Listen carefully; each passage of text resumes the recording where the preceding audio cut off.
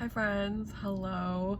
Today I am very excited because I am going to be tier ranking romance book tropes. I thought this would be really fun. I really like tier ranking stuff, and I saw a bunch of videos similar to this that I just thought were really fun to watch, so I wanted to do it myself. So I used this like pre-made tier ranker on like the tier maker website, and so they kind of provided a bunch of the like options, and there were so many like different tier rankers. I went through so many of them trying to find which one I wanted to do, but ultimately I landed on this one, so here we are. Yeah, let's get started. This one seemed like it had a lot, but not too much, but not too little, you know? Also, to preface, I feel like there aren't a lot of books, like romance books, that I've read with a lot of these tropes, but I've read my fair share of fan fiction. There is an actual like separate fan fiction trope tier ranking tier thingy, but I just thought that would expose me too much. So anyway, let's get into the separate tiers that I've got here. So the first tier I have is God tier. You know, it's just all the way up there. Couldn't do any better. They're already doing the absolute best. Next we have Chef's Kiss. You know, I'm into it. It's not like my absolute fave, but I'm into it. The next one is generally here for it. You know, I'm basically like fine with it, but I'm not obsessing over it. It's not like my all-time favorite. The next one is Zero Part of Me That Cares. I just don't care, never cared, don't want to care. And the last one is Jail. Let's just get started. So the first one we have here is Found Family, which I love. I love a good found family trope. Putting that right into God tier. I just feel like not even in romance books does it make the book so much better. Like, it enhances any book if you put a found family in there. The next one is, this is kind of cut off. When the character thinks it's unrequited, but it's not. So when the character thinks the other person doesn't want them, but they do, is that what that means? I'm gonna assume that's what that means. I'm gonna say, honestly, like Zero Part of Me That Cares, because here's the thing, I hate like miscommunication. Like, oh my god, nothing actually bothers me more in romance books than like miscommunication, and I feel like that has the potential with this trope. The next one is Angst. This is hard because I honestly, like, I get so much anxiety reading Angst, but like I know it kind of adds to it sometimes, you know? I'm gonna put Angst in like generally here for it, but it's definitely not my favorite. Opposites Attract. I'm gonna put Opposites Attract in Chef's Kiss. I think that can be done well, but if it's like too much of like, they're like too different and they're not making it work, it could go badly, I feel like. Please tell me what this means. Beauty and the Beast. Like, just in general, or I'm gonna assume this means like a really pretty popular person and like a loner kind of beast. I'll put it in a Zero Part of Me That Cares because I don't really care. Circle of Friends. Okay, so this is different than Found Family because Circle of Friends to me is like, there are people that they're surrounded by constantly, but they're not like really comfortable around them necessarily. I'm gonna say Circle of Friends. I'm still generally here for it. I like reading friendship dynamics. Everyone Can See But Them.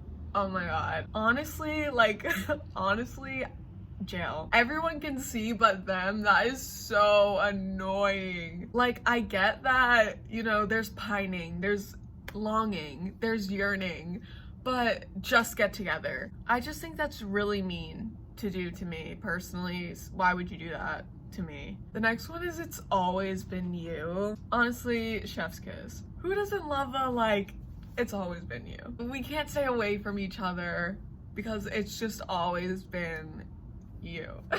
Yeah, I'm not mad at that one. Friends to Lovers. I really like Friends to Lovers, to be honest. Like, when it's like best friends to lovers, that hits different. I'm gonna put it in Chef's Kiss. Second chance romance. I don't know, man. I don't know about all that. It can work. And I like with second chance romance that there is like some sort of familiarity with the person and their relationship. I'm gonna say generally here for it. I'm not completely mad at second chance romance. Girl / boy next door. I don't really get that. Like the archetype of a girl next door or like a literal girl next door. I don't get it. I'm just gonna put zero part of me that cares. I don't know. I'm not interested. Rivals to lovers. I'm guessing this is the same as like enemies to lovers. And I mean, obviously this is going in God tier. I feel like when it comes to like TV and stuff, I usually like friends to lovers better, but when it comes to books, I feel like enemies to lovers is usually done better. Does that make sense? Because I really like both tropes. I'm really not the kind of person who really likes one over the other or like really doesn't like one of them. I like both of them, but I feel like the books I have read that have had enemies to lovers, so good. This one is I'm Supposed to Kill You. God tier. Like, I'm supposed to kill you, but then like you can't because you love me so much. I don't even know how to explain myself here, but the concept of like someone being like I'm gonna sound so, the concept of someone being sent to kill you and then not being able to because they're just like they're just enamored, like they just can't do it. One bed. Yeah, that's another God tier for me. I really don't get like when people don't like the one bed trope. I don't get it. I don't respect it. I get that like it can be a little cheesy, but like just the concept, it's so good. It's such a classic romance trope, you know? So for that reason, she belongs in God tier. I will not elaborate any further. Makeover, I'm guessing that like kind of is referring to like when like a character would like change their appearance for someone else. So I'm gonna say zero part of me that cares. I don't really care about that. Childhood friends to lovers, I'm gonna say generally here for it. For childhood friends to lovers, I feel like there's a part of me that isn't obsessed with the fact of like two characters knowing each other since childhood and then all of that happening in between. I don't know. It's not all the way up there for me. I Hate Everyone But You. I Hate Everyone But You is going into Chef's Kiss. I think this can be like messy sometimes if like they hate everyone and they're just like a completely horrible toxic person to everyone. But if it's not that extreme, I'm into it. Tragic past, sure. Like, I'm generally here for it. Trauma dump on me, I guess. Multiple POVs, generally here for it. I actually moved that to Chef's Kiss because I'm like, with romance books, I feel like multiple POVs is more fun. The next trope is like, it's kind of cut off, but it's basically like, if a character is injured and the other one's taking care of them, which personally, God tier. Honestly, I feel like that's probably one of the best tropes, like, because even if the characters are like, they're kind of like in a weird place or they're mad at each other or there's some angst happening, if one of them gets injured, like, all bets are off. Like, shit just got serious. Next we have friends to strangers to lovers.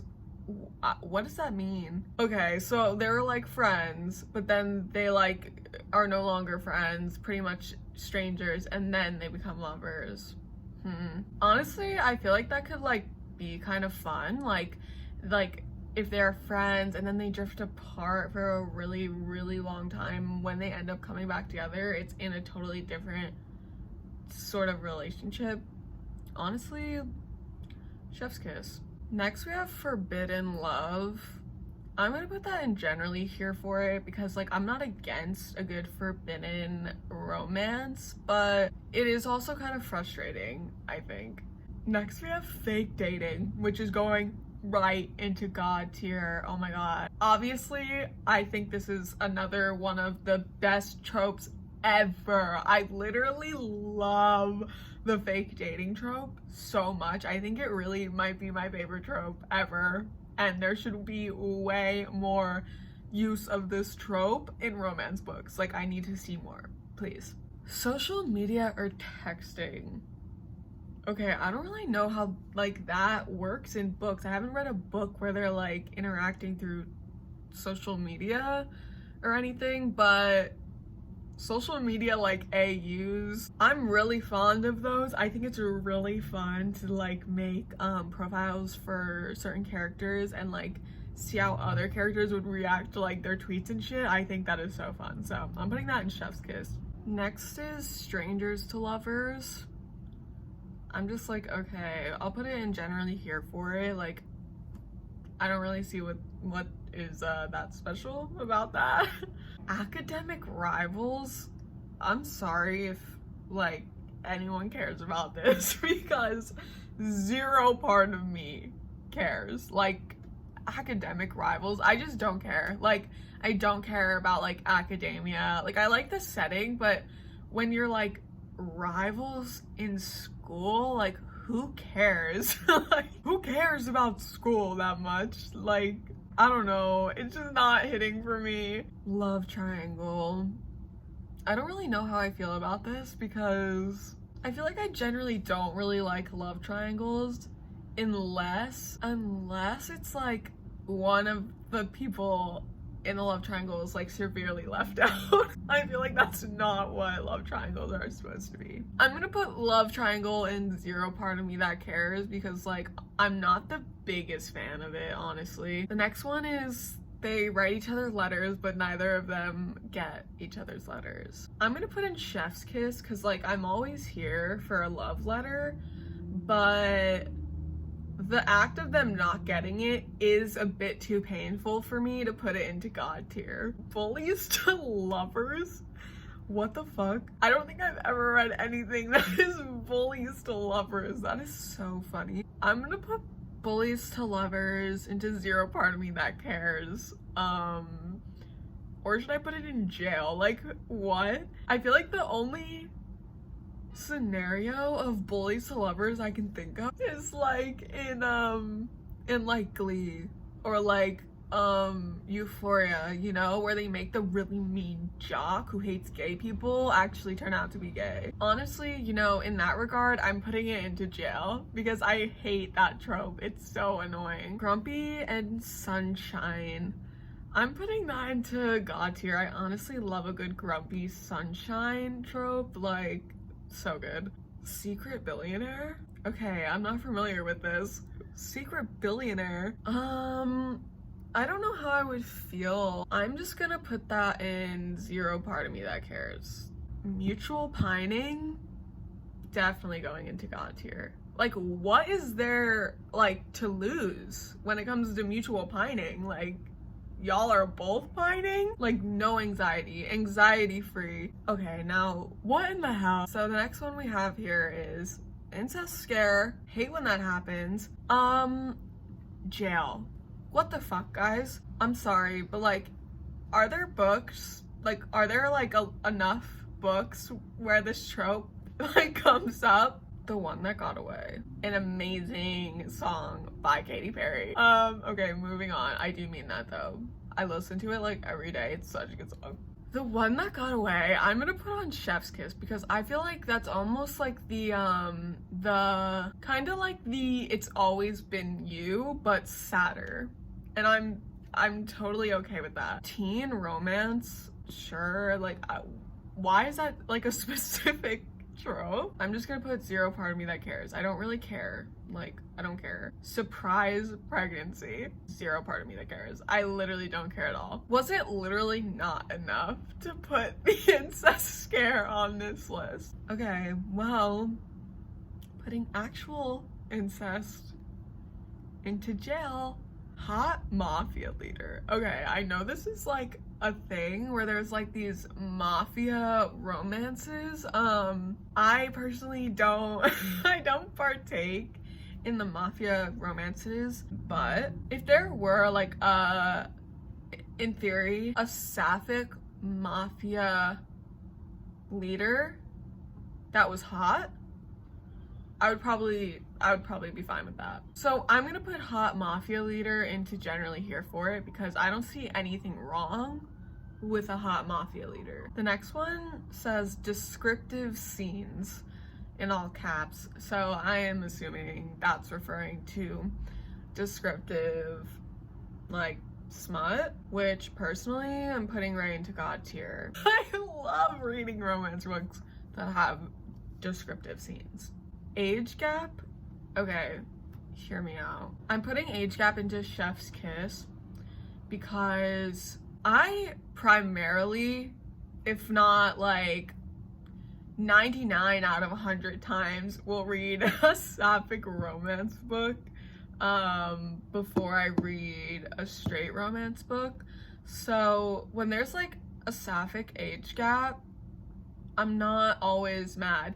And if it's an age gap that's like illegal, like that's what I'm talking about. I do not support any age gaps that are really fucking weird and illegal. One of the ones I really like that has an age gap is Something to Talk About. There's an age gap in that one and I feel like it works really well. Love at First Sight, I don't really care. I feel like Love at First Sight kind of feels like insta-love to me and I don't really like that much. Like I need there to be like a little bit of a tug, a little foundation built before y'all are like instantly in love.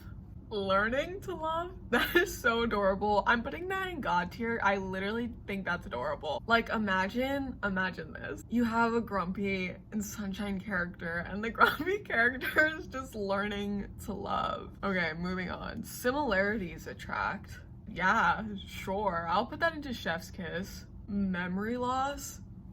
Literally don't even get me started. I put memory loss into God tier because that is literally one of the best tropes ever. Okay, here are my conditions for the memory loss trope. So the memory loss has to happen when the two characters are already together. The one character that loses their memory has to like basically get like has amnesia and then the second character has to like be like, oh fuck.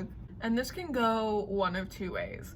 Either we'll call the character who isn't injured character B, okay? So either character B decides not to tell character A that they're already together because it would just like complicate things with their healing, their rehabilitation. So they have to keep it a secret that in like within themselves that they're a couple. So character B is in pain. Or they know that they're a couple and character A feels bad because they can't remember anything. So those are my conditions. And also they have to slowly start to remember things together. Like character B stays with character A and takes care of them, and then character A slowly starts remembering things until they get to a good place. Soulmates, okay, soulmates can entail so many different sort of sub-tropes, if you will, but I'm just gonna put it in Chef's Kiss. I don't like I like it, but it depends like how it's executed. Then and now chapters. I don't know, because I've never read anything with then and now chapters, because that's super subjective too. Like what's happening then and what's happening now? Like are they okay now, or is like am I dealing with current heartbreak? I'll put it in generally here for it because like I'm open to it, but I'm skeptical. First love, I'm putting first love into Zero Part of Me That Cares because I just don't care. Okay, the last one we have is slow burn romance. I feel like slow burn romance is like the trope where some people love a good long slow burn, and some people are like so fed up with slow burn. I'm kind of right in the middle. I really appreciate a good hearty slow burn romance. Like, I really do like slow burn when it's done well, but I do also like get impatient if it's not done well. So I'm gonna put slow burn romance into Chef's Kiss. Okay, this is my final tier ranking for a bunch of tropes in romance books. I feel like this is a good like starting point for romance book tropes, but I definitely could do one that is like way more in depth, or even just like about tropes in books that aren't romance books. So let me know what you think. Let me know if you have any like suggestions for different tier ranking lists. This was really fun. I love tier ranking. It's literally my passion. Thanks so much for being here and hanging out with me, and I'll see you very soon in my next video. Bye guys.